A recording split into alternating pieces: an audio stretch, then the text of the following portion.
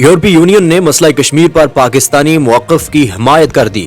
पाकिस्तान बड़ी regional power है। यूरोपीय यूनियन के ऐलान पर भारत में मातम शुरू।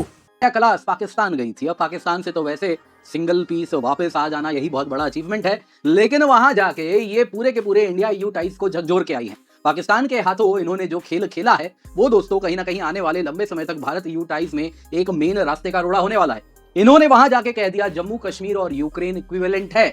दोस्तों अगर आप देखें जो लैंग्वेज इनका है, मैं आपको एज इट इज पढ़ के बताऊंगा। पाकिस्तान ने ईयू को कश्मीर के बारे में बताया, बदले में ईयू ने रशिया का जो एग्रेशन है यूक्रेन में हो रहा है उसके बारे में बताया। दोनों ने खूब चर्चा की।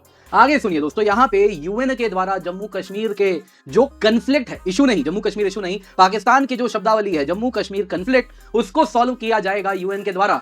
दोस्तों यहां तक कि चाइना भी कहता है जो बायलैटरल मैकेनिज्म है सिमला एग्रीमेंट के बाद, उसका भी पालन किया जाना चाहिए जम्मू कश्मीर इशू को सॉल्व करने के लिए। लेकिन ईयू ने जो कहा है ये याद रखा जाएगा। इतना ही नहीं, आगे सुनिए, इंडस वाटर ट्रीटी पे भी इंप्लिसिट तरीके से ईयू ने अपना बयान दिया है कि भारत जो कर रहा है वो गलत है। बायलैटरल जो ट्रीटीज हैं उसका पालन किया जाना चाहिए, उसको रिस्पेक्ट किया जाना चाहिए। यूरोपियन यूनियन का एक बयान आता है साहब। ये क्यों आता है?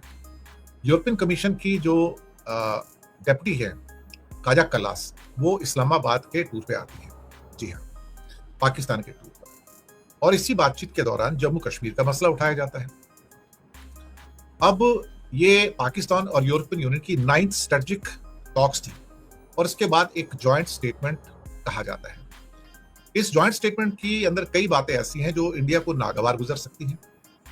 हालांकि काजा कल्लास ने पहले शहबाज शरीफ और बाद में असीम मुनीर से भी मुलाकात की।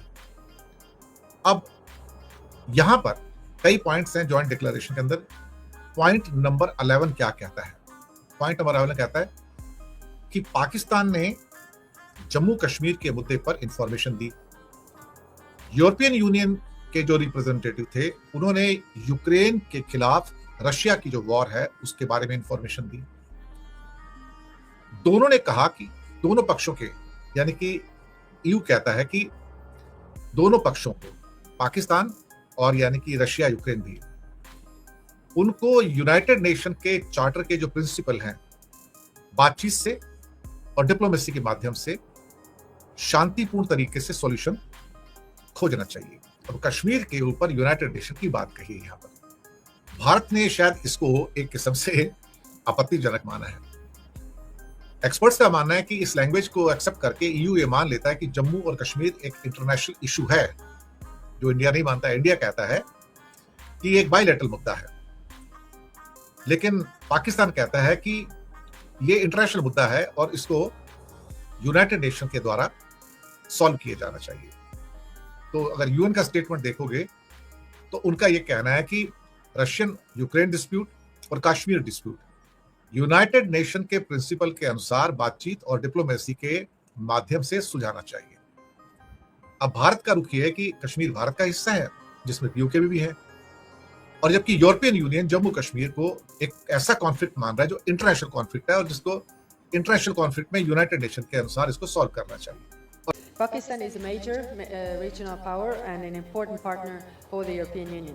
तो कह रही है कि पाकिस्तान इस खित्ते का एक मेजर रीजनल पावर है और यूरोपियन यूनियन का एक महत्वपूर्ण पार्टनर है। तो ये कह रही है, देखो पाकिस्तान का जो एक्सपोर्ट्स होता है उसमें यूरोप पाकिस्तान का सबसे बड़ा ट्रेडिंग पार्टनर है।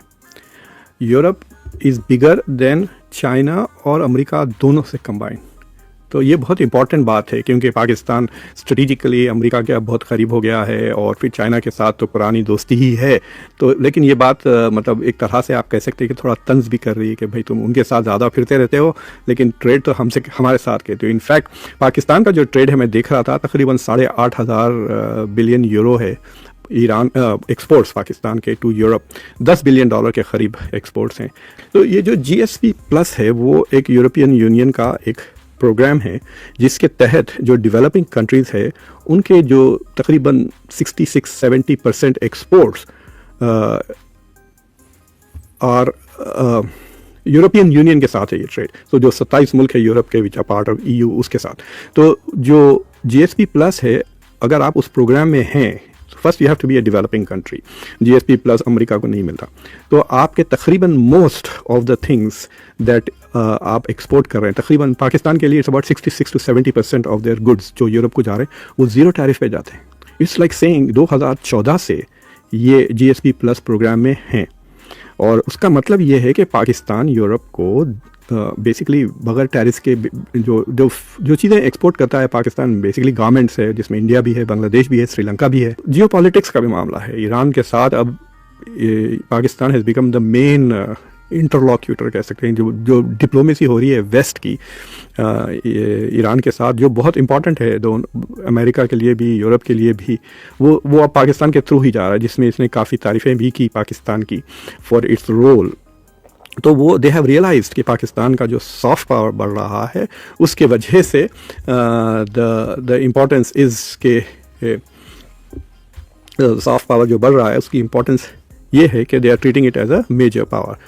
जैसे आप लोग जानते हैं चंद साल पहले, मतलब 1.5 साल हो गया, शायद 1.5 साल हो गया, अब जब मैं टर्की गया था तो मुझे मार लग गया था, मैं गिर गया था टर्की में, तो आई हर्ट माई एंकल। तो वहाँ पे मैं 3-4 दिन के लिए एक्स्ट्रा रहना था, तो मैं नॉर्थ मैसिडोनिया चला गया था। तो नॉर्थ मैसिडोनिया इंटरेस्टिंग मुल्क है, मदर टेरेसा वहीं से आती, स्कोपी है उसकी सिटी कैपिटल का नाम। जब मैं वहाँ पे गया था तो वहाँ पे मेरी मुलाकात हुई फॉर्मर प्रेसिडेंट से, उनके जो करंट नेशनल सिक्योरिटी एडवाइज़र है उनके साथ एक लंबी मुलाकात हुई, फॉरेन मिनिस्टर से मुलाकात हुई। तो I met a lot of उनके policy makers in North Macedonia. तो उन दिनों में चर्चा चल रही थी कि पाकिस्तान से 55,000 एक्सपर्ट्स वगैरह माइग्रेट लेकर आ रहे हैं, वो वर्कर्स फ्रॉम पाकिस्तान। तो मुझे बड़ी हैरत हुई थी, मैंने कहा कि भाई तुम लोग इंडिया क्यों नहीं गए टू गेट, अगर आपको वर्कर्स और टैलेंट चाहिए था तो I was India not your first choice. तो it was a very interesting thing कि वो Pakistan has some influence in Europe और सम कॉन्टैक्ट्स इन यूरोप। तो पिछले 5 साल से Pakistan has been the number 1, उनकी जो कंपटीशन होता है एरास्मस का, it's a very good scholarship. So I don't know whether India is part of it or not. लेकिन यूरोप पाकिस्तान का तो नहीं पूछा, मैं टर्की में कई एरास्मस के रिलेटेड कॉन्फ्रेंसेस में मैं हिस्सा ले चुका हूँ। सो आई नो कि it's for some countries Erasmus scholarship बहुत इंपॉर्टेंट है उनके हायर एजुकेशन के लिए, उनके स्टूडेंट्स को यूरोप भेजकर एडवांस डिग्रीज, मास्टर्स और PhD हासिल करने के लिए। So she is talking about that कि पिछले 5 साल से Pakistan was number 1 in Erasmus scholarship. So anyway, फिर ये तारीफ़ कर रही है कि आपने जंग रोका, सीज़ फायर, वो जो डायलॉग जब JD वैंस पाकिस्तान गए थे उसका जिक्र किया। So she basically praising Pakistan, आपके आपने सीज़ फायर रोकने की कोशिश की। और सो बेसिकली इट शोज़ के आजकल Pakistan is getting more attention. आपको याद है ऑपरेशन सिंदूर के बाद प्राइम मिनिस्टर मोदी वो जो भी करते हैं मास्टर स्ट्रोक होता है, तो उनका एक मास्टर स्ट्रोक आपने अभी देखा, इटली में मेलोडी चॉकलेट लेके गए थे, वो मेलोनी के ऊपर मतलब छोटे बच्चों की तरह लाइन नहीं मारते स्कूल में, उस तरह वो लाइन मार रहे थे मेलोनी इटली के प्राइम मिनिस्टर को। तो उसको इंडिया में तो बहुत खुश सारी पब्लिक के वाह क्या मास्टर स्ट्रोक है डिप्लोमेसी का। इस तरह की चीज़ें में अटेंशन पे करते हैं ज़्यादातर।